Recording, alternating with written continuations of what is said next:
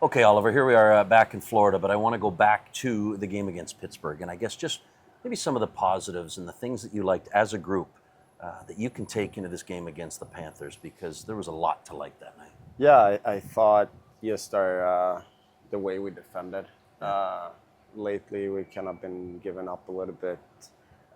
Too many good scoring chances, I feel like, and you want to get away from that. Sure. But I thought that was a step in the right direction, and kind of let Dennis see the puck, and he was really solid back there, and I thought we did a good job defending in front of him, and like I said, not giving them grade A chances. So that's something that we want to build off and take with us.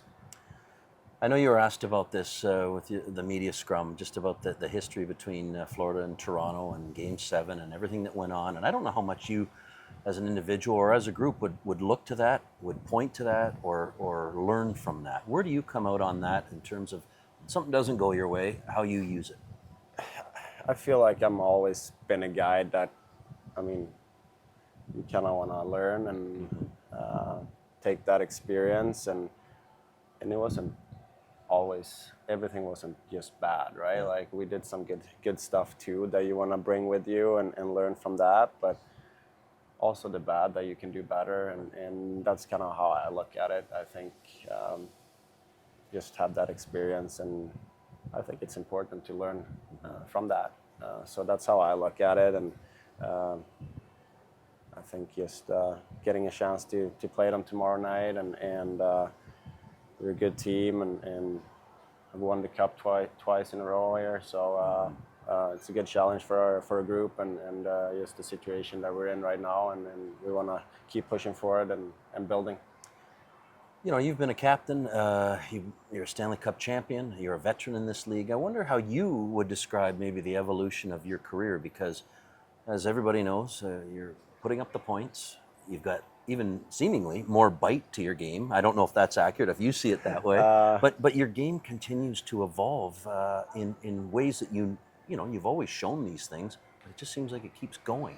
Is that fair? Yeah, I think it's fair, but at the same time, I feel like I got into the league and I kind of had that bite and wanted to play with that mentality a little bit, but also coming in as a young guy, you don't have the muscles, you don't have the meat on your body, so I feel like it's a little bit easier to play that way now these days, and I think when you do play that way, I kind of feel like you get a little bit more time with the puck, and your teammates get a little bit more time with the puck, so that's kind of why I think it's a big part of the game, and I like playing that way.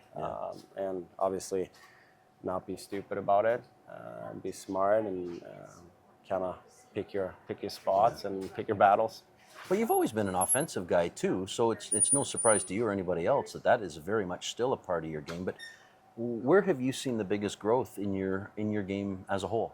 No, I think, going back a few years with all the injuries and getting bought out, and like we talked about, I think just learning from that experience and those kind of tough times, I think that what helps you if you handle it the right way. And I felt like I really put in a lot of work in the summer and the off seasons to kind of get my body to feel good again, and I want to play for a long time, and that's kind of my mindset, and obviously want to have a chance to win the Stanley Cup again.